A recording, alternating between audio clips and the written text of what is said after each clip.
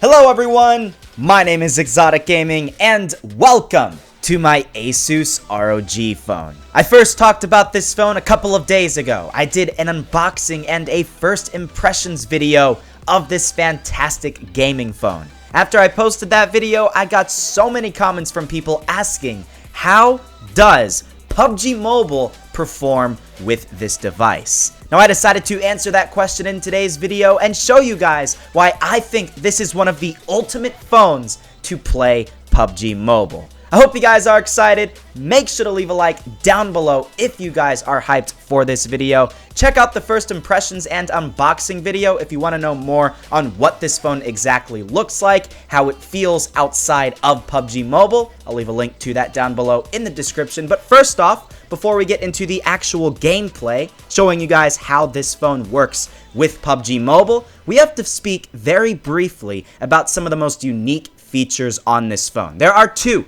I would like to talk about. First off, if you click the center button all the way at the bottom of your screen, that little G, that is going to take you to your game center, and there's something called X mode. If you press X mode, the RGB on the back of your phone will light up and it will improve device performance. It will turn off all notifications, it will customize and focus all of the processing power right to the game itself, and it will make it that much better. Now also, you can attach a fan to your device. You can plug it in and it will actually cool down your device. We're going to talk about that a little bit later. Also, if you go over to your settings, the most unique thing, in my personal opinion, about this phone are the air triggers. Basically, this allows you to turn your phone into a controller, and I'm going to speak about that in just a little bit. Without further ado, though, let's get into the gameplay. Alright guys, so here we are now with one of my very first matches in PUBG Mobile. The reason why I decided to show you guys one of my very first matches on my brand new ASUS ROG phone is because in this video, the experience that I have is going to be very similar to the experiences you will have in your first few matches when you get the ASUS ROG phone yourself, if you decide to get it. Now, I am doing this live commentary a couple of matches after the match that you are seeing in this video. The reason is because one match cannot determine a review on a specific device. I had to do more matches to become more knowledgeable about the topic, to become more comfortable with this phone, and to give you guys a better review in general. One of the first things I would like to talk about is after a couple of matches, everything has worked great for me. I've become more comfortable with this phone, but I have a lot to learn. And the transition from my previous devices to this one has not been fun at all. It's not been pleasant, and that will be the same for you. With every other device in this market, you have to tap your screen to do everything you need to do in a video game. Now, with this game, with this phone, you can customize things called air triggers, where you will see in just a second, I can press the side of my phone and then have that register with a specific button on my screen. Now, this is something that's going to take a lot of time getting used to, because your immediate reaction when you first see an enemy is to obviously tap the firing button on your screen, but you don't have to do this with the ASUS ROG phone. I personally customized my left side of my phone to be the aiming button, and then the right side of my phone to be the firing button. And everything has worked great ever since. I'd actually go as far to say that you might not necessarily need the right air trigger to be your firing button. I almost like pressing the actual screen a little bit better than using the air trigger. However, it definitely gets some time getting used to, because I did not end up using the air triggers nearly as much as I would have hoped in my first few matches. Even I think several times in this match, I ended up accidentally touching the aiming button or the firing button because that was my immediate reaction. You don't end up pressing the side of your phone in any other device, so why would you do that with this one? You got to change that frame of mind, and you have to learn to use the air triggers because they will give you a huge advantage over other players using their Android or iOS phones in the market today. You will not have to cover as much of your screen with your fingers. You will be able to see more, and in general, everything will work very well. Speaking of the screen size, it's a very big screen. Seeing my hands there, they don't really cover much of the screen at all to begin with. It is a big phone screen. You can see a lot, and I actually have to say, when you first get the phone, if you don't change the colors, everything looks a lot more vibrant. It actually helps in a game like PUBG Mobile, where you will be able to see enemies a little bit better than you would on other Android devices. I can directly see the difference between this and my Razer phone. If I was to put a side-by-side, the colors on my Razer phone would be a lot more grayed, they would not be as vibrant, and it wouldn't be as nice to look at. The ASUS ROG phone looks a lot better in terms of the colors. And I'm actually recording this outside, and you can see just how bright the screen still is with the blaring sun down on the screen of the phone. Now next up, what we're going to talk about is the fan. You can see that clipped onto the back of my phone.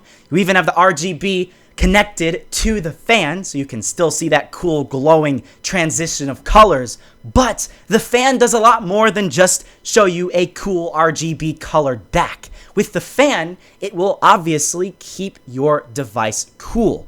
It works a lot better than most of the other liquid cooling devices in the market today. You look at a phone like the Black Shark, and that one gets very, very hot. With this phone, if you don't have the phone equipped, or the fan equipped, I should say, it will get very, very hot as well. You can customize with the fan how low or high the speed is. I would recommend putting it at a pretty high speed with PUBG Mobile because this is a very intensive game. It's one of the most intensive games you can possibly play right now, and it's going to take a lot of processing power to play this game. So you want to limit how hot your phone gets because I don't know about you guys, but whenever I play a game on my mobile device, it gets very, very intense, and my phone starts to heat up. I start to sweat.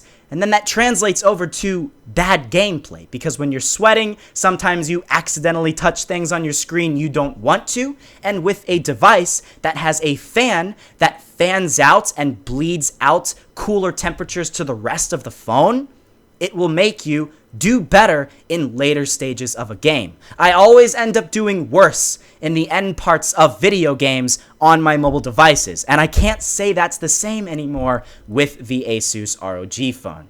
Now, as you will see multiple times in this video, I definitely have a lot to learn with the air triggers. Some of the things that are the downsides with the air triggers is you really won't be able to hold down the firing button if your gun has a very big recoil. In about a minute or two, I'll be firing at somebody holding down just to test full auto, and it doesn't really work. Now, if you were to press your screen, you can actually click and then drag down on your screen to compensate for the recoil, but you can't do that with the air triggers. So that's why, again, as I said earlier, I might not associate the firing button with an air trigger because it doesn't really work that well.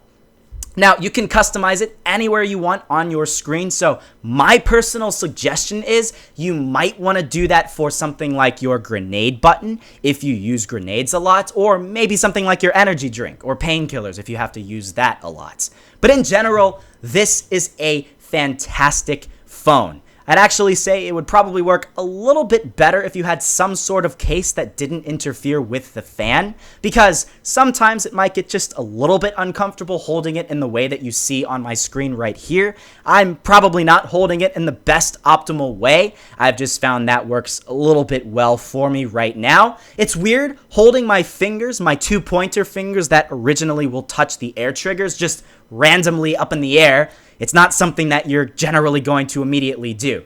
As you can see right here, it is weird. You have to still end up touching your screen to compensate for that recoil. So it's not entirely hands-free. You still have to touch your screen in certain respects to do certain things in this game. Now, it actually is quite hard to record this, so I apologize if at any point you see me just not managing to hit anybody at all. I'm in a very uncomfortable position trying to record this, and yes, it might translate over to slightly worse gameplay than I would get if I was just recording a regular video. As you just saw like 30 seconds earlier, I tried to shoot at that guy, full auto, didn't work too well. Now, with X mode, that is something that's going to hugely increase your device's performance, and you need to turn that on to play PUBG Mobile. You will have absolutely no lag in the max settings of this game, and you can't say that with most devices, so that is absolutely fantastic. You can run this game